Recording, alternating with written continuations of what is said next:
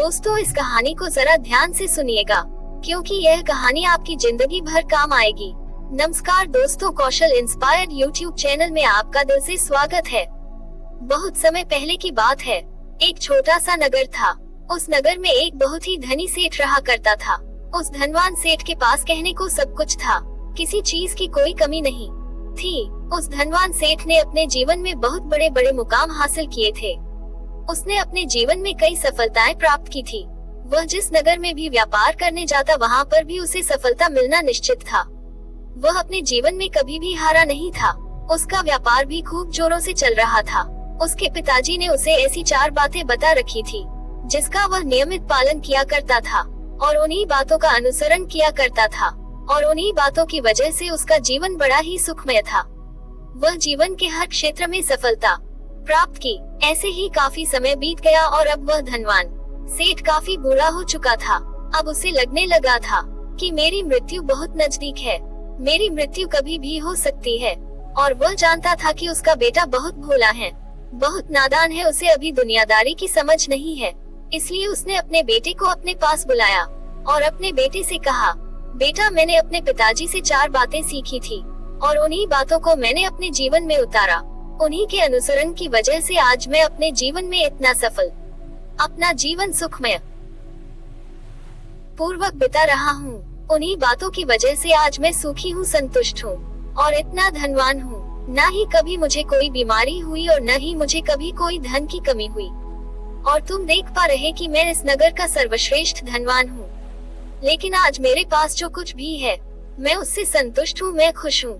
लेकिन मैं चाहता हूँ कि तुम मुझसे भी आगे बढ़ो। तुम और नाम कमाओ, तुम और धन कमाओ। लोग तुम्हारे बारे में जानेंगे, तुम्हें पहचानेंगे, क्योंकि हमारा समय कुछ और था और तुम्हारा आने वाला समय कुछ और ही है। उस धनवान सेठ ने अपने बेटे को अपने और करीब बुलाया और उससे कहने लगा, बेटा, आज मैं तुमको दुनिया की ऐसी 4 महत्वपूर्ण बातें बताने जा रहा हूँ, जो मुझे मेरे पिताजी ने बताई थी, और इसी के कारण आज मैं इतना सफल हूँ। यदि तुमने इन सभी बातों को अपने जीवन में उतार लिया, इनका नियमित तौर पर पालन किया, इनका अनुसरण किया, तो तुम भी अपने जीवन में बहुत धनवान बन जाओगे, अपने जीवन को बहुत सुखमय तौर पर बिताओगे। इन बातों के अनुसरण से न तो तुम्हारे घर परिवार में कोई दुख आएगा और न ही तुम्हारे व्यापार में कभी कोई परेशानी उत्पन्न होगी। इतना कहकर धनवान सेठ अपने बेटे को 4 बातें बताना शुरू करता है। वह कहता है, बेटा, सबसे पहली बात है काम पर छाव में जाना और छाव में आना। दूसरी बात, अपने घर के चारों तरफ चमड़े की बाड़ रखना। तीसरी बात, हमेशा खाने को मीठा करके खाना। और चौथी बात, अपनी पत्नी को हमेशा बांध कर रखना। इतना कहकर वह धनवान सेठ अब निश्चिंत हो चुका था। वह ये जानता था कि उसका बेटा बहुत भोला है। वह अपने पिता की बात अवश्य मानेगा और इन सभी 4 बातों को अपने जीवन में उतारेगा और इनका अनुसरण भी करेगा। देखते ही देखते कुछ महीने बीत गए और फिर एक दिन धनवान सेठ मृत्यु को प्राप्त हो गया। अपने पिता की मृत्यु के बाद उस धनवान सेठ के बेटे ने उन सभी 4 बातों को एक कागज पर लिख लिया, ताकि वह उन्हें भूल न जाए, और उन्हीं बातों को वह अपने जीवन में उतारने लगा। उन 4 बातों का अनुसरण करने लगा। सबसे पहली बात जो उसके पिता ने उसे कही थी, छाव में जाना और छाव में आना, तो उसने अपने घर से लेकर अपनी दुकान तक पूरे रास्ते पर एक टेंट लगवा लिया, क्योंकि उसके पास पैसा तो बहुत था और उसे कोई रोकने वाला भी नहीं था। जब भी कोई उससे पूछता कि आखिर तुमने ऐसा क्यों किया, तो वह उसके जवाब में बस इतना ही कहता कि मेरे पिताजी ने मुझसे ऐसा ही करने को कहा है। इसके बाद उसने अपने पिता की अगली बात का अनुसरण किया। उसने अपने घर के दोनों तरफ चमड़े की एक दीवार खड़ी करवा दी। इसे देखकर आसपास के लोग क्रोधित हो गए। वे लोग उससे झगड़ा करने पर भी उतर आए। कई लोगों ने तो ये तक कह डाला कि आखिर तुमने ऐसा क्यों किया, चमड़े की बाड़ तुमने क्यों खड़ी कर दी, चमड़े से बहुत बदबू आती है और इससे हमें तकलीफ होती है, आज ही निकलवा दो। लेकिन कोई भी उसका कुछ भी नहीं बिगाड़ सका, क्योंकि उसके पास बहुत पैसा था। इसीलिए कोई भी व्यक्ति ज्यादा समय तक उसका विरोध नहीं कर सका। उसने अपना पक्का मन बना लिया था कि वो अपने पिताजी की सभी बातों को पूरी तरह से मानेगा, दिल से उनका पालन करेगा। उसके पिता ने उसे तीसरी बात कही थी कि खाने को मीठा करके खाना, जिसके कारण वह हर रोज अपनी पत्नी से कुछ खाने में मीठा ही बनवाता था। कभी सेवई तो कभी खीर तो कभी हलवा तो कभी मिठाई, हमेशा यही सब खाता रहता, और उसके पिता ने उसे चौथी बात जो करने के लिए कही थी कि अपनी पत्नी को हमेशा बांध कर रखना, जिसके कारण वह हर रोज अपनी पत्नी को रस्सी से बांध कर रखता था। ऐसे ही कई दिन बीत गए और देखते देखते उस सेठ के बेटे का जीवन धीरे धीरे बर्बाद होने लगा था, क्योंकि उसने अपने पिता की सभी बातों का गलत मतलब निकाला था और वह उसी के अनुसार उनका पालन कर रहा था। देखते देखते ही उसका इतना बड़ा व्यापार अब ठप होने लगा था। उसके यहाँ ग्राहकों की संख्या कम होने लगी थी, क्योंकि जब उसका मन करता था तब वो दुकान जाया करता था, और जब उसका मन करता तो वह दुकान बंद करके वापस अपने घर लौट आता था। उसका अपने पिताजी के इस कारोबार में मन नहीं लगता था। इस कारण उसके सारे ग्राहक अब उससे नाराज होने लगे थे। उसके सारे ग्राहक अब एक एक करके उस दुकान को छोड़ते चले जा रहे थे। इसी कारण से उसका पूरा व्यापार ठप हो चुका था, जिस व्यापार को खड़ा करने में उसके पिताजी ने खून पसीना एक कर दिया था। उस व्यापार को उसने कुछ ही महीनों में पूरी तरह से बर्बाद कर दिया था। अब उसका धंधा बहुत कम हो चुका था, जिसके कारण वह बहुत परेशान रहता था। वह बहुत चिंतित रहता था और इसके साथ ही उसने अपने घर के चारों तरफ चमड़े की दीवार खड़ी कर दी थी। इस कारण से आसपास बहुत गंदी बदबू फैल चुकी थी, इसलिए जो भी उसके आसपास रहते थे उन सभी ने अपना घर छोड़कर कहीं और बसेरा बना लिया था। चमड़े की बदबू के कारण उसके घर में कोई नहीं आता था। यहाँ तक कि उसके मित्र और रिश्तेदार भी उसके घर आने में कतराते थे। लेकिन अब भी उसे समझ नहीं आ रहा था कि आखिर ये सब हो क्यों रहा है।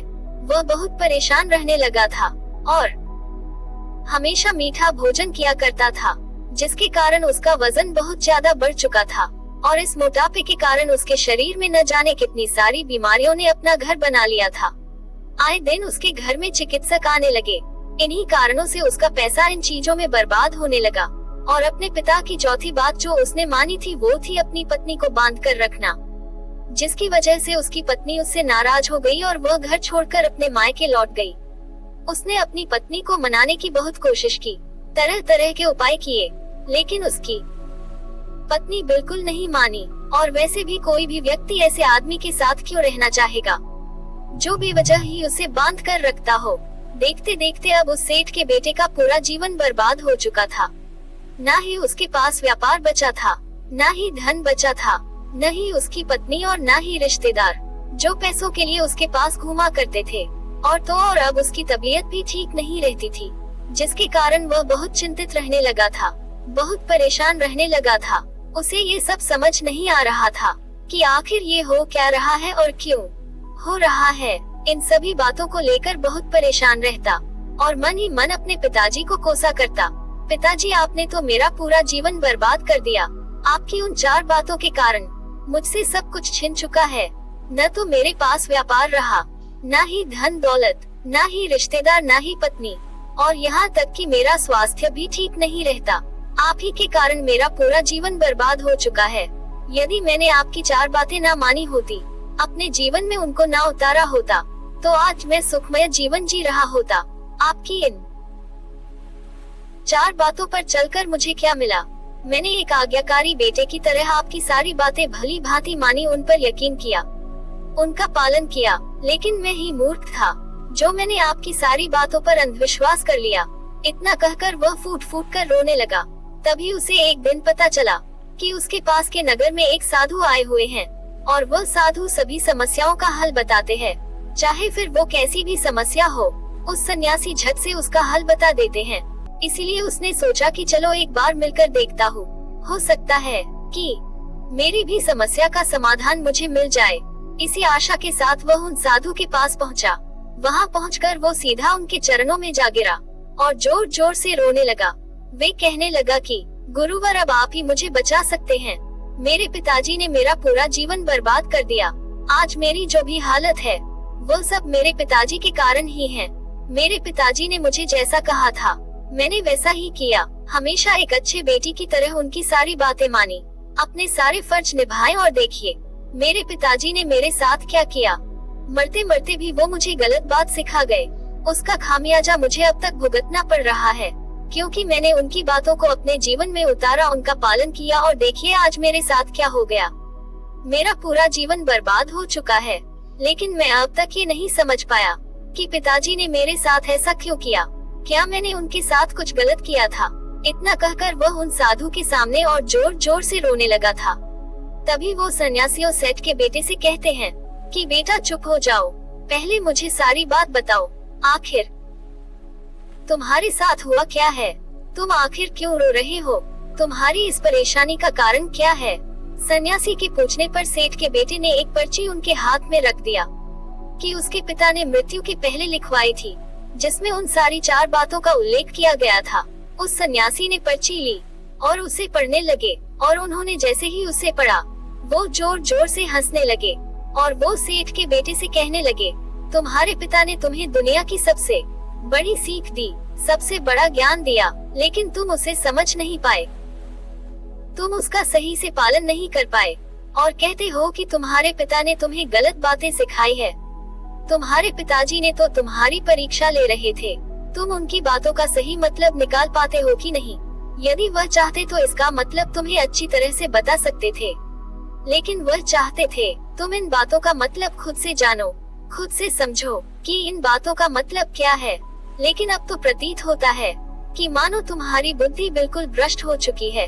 तुमसे बड़ा मूर्ख मैंने आज तक नहीं देखा।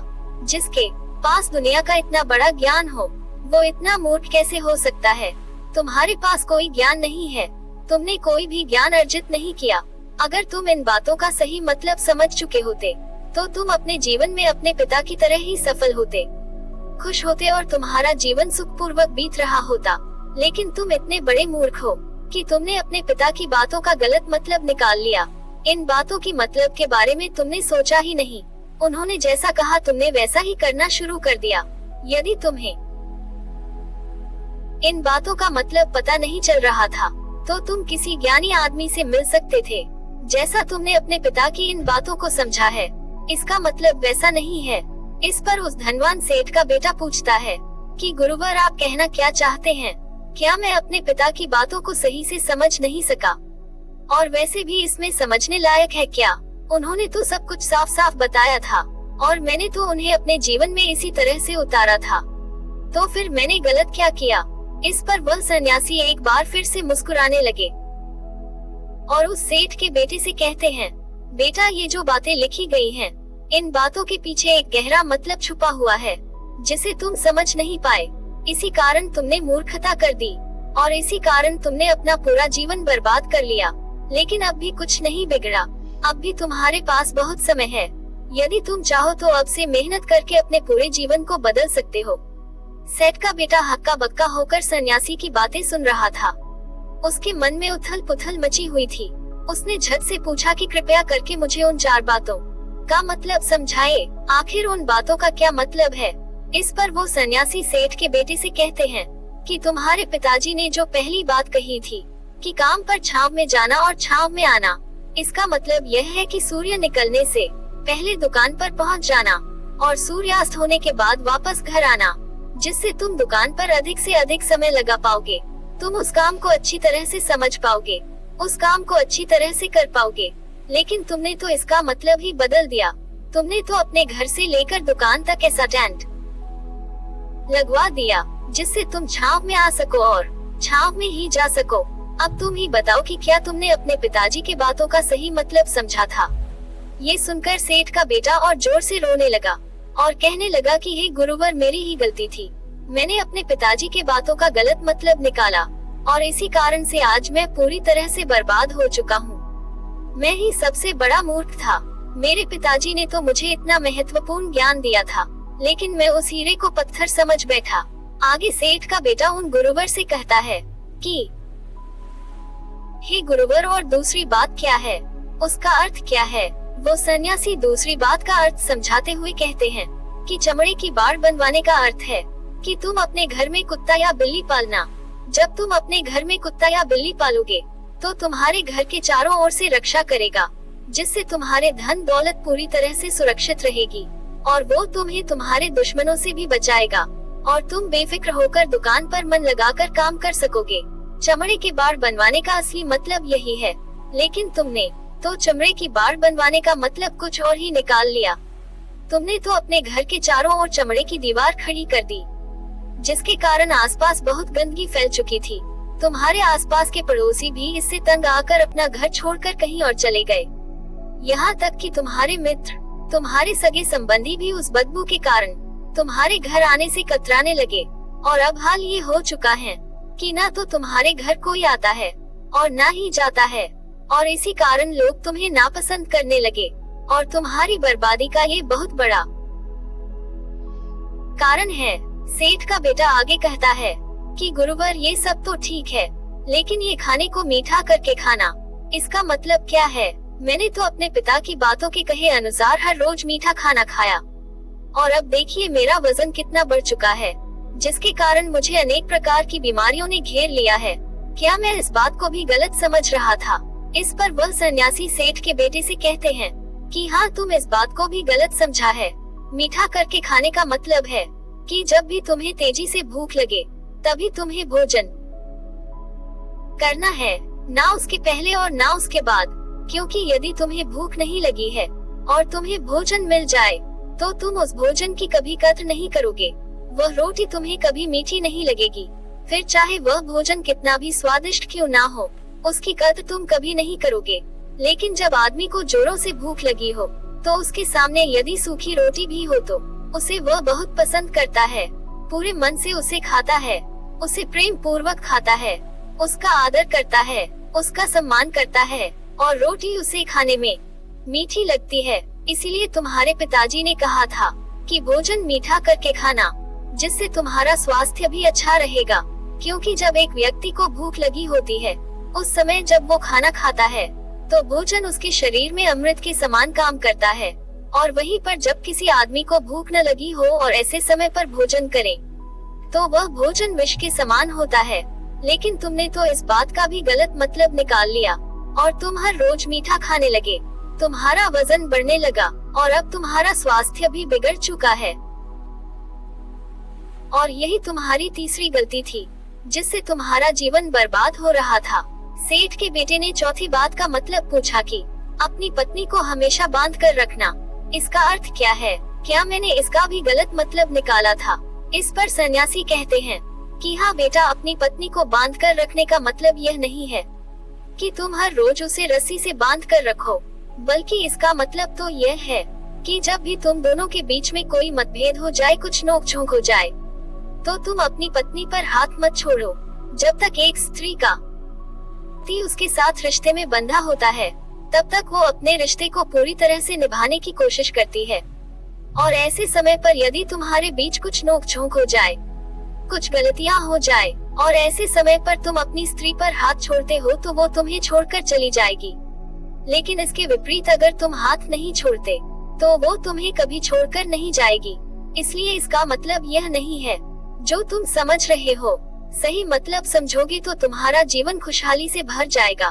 तुम्हारे पिताजी ने जो तुम्हें ज्ञान दिया था वो दुनिया का अद्भुत ज्ञान था, लेकिन अपनी मूर्खतावश तुमने उस ज्ञान का गलत मतलब निकाला, और जिसका नतीजा आज तुम्हारी पत्नी तुम्हें छोड़कर जा चुकी है। तुम्हारे कोई मित्र, तुम्हारे रिश्तेदार तुम्हारे घर नहीं आते हैं, और साथ ही साथ तुम्हारा व्यापार भी चौपट हो चुका है। अब तुम्हें इन बातों का सही मतलब समझ में आ चुका है।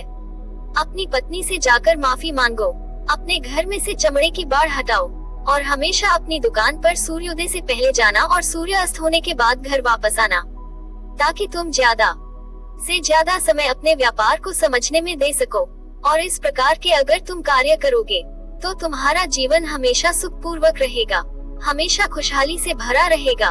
खाना तभी खाओ जब तुम्हें बहुत तेज भूख लगी हो, ताकि तुम उस खाने की कद्र समझ सको, उसका सम्मान कर सको। इस तरह तुम्हारा स्वास्थ्य भी ठीक रहेगा और तुम्हारे जीवन में कोई परेशानी नहीं आएगी। तो आज से ही इन बातों का सही से पालन करना शुरू करो, ताकि तुम्हारा जीवन फिर से अपनी धारा पर आ सके। अपने पिता की तरह तुम भी सुखपूर्वक अपना जीवन बिता सको, उन्हीं की तरह तुम नाम और सम्मान कमा सको। इसके बाद सेठ का बेटा उस सन्यासी को कोटि कोटि प्रणाम करके उनके चरणों में नतमस्तक होकर वहां से प्रस्थान कर जाता है, और सबसे पहले अपनी पत्नी को अपने मायके से वापस लेने के लिए जाता है। तो दोस्तों, कैसी लगी आपको ये कहानी? कमेंट सेक्शन में जरूर बताना, और अच्छी लगी हो तो इस चैनल को सब्सक्राइब करके नोटिफिकेशन बेल को जरूर प्रेस कर देना। तो मिलते हैं ऐसी एक और कहानी में, तब तक के लिए अपना ख्याल रखें। धन्यवाद।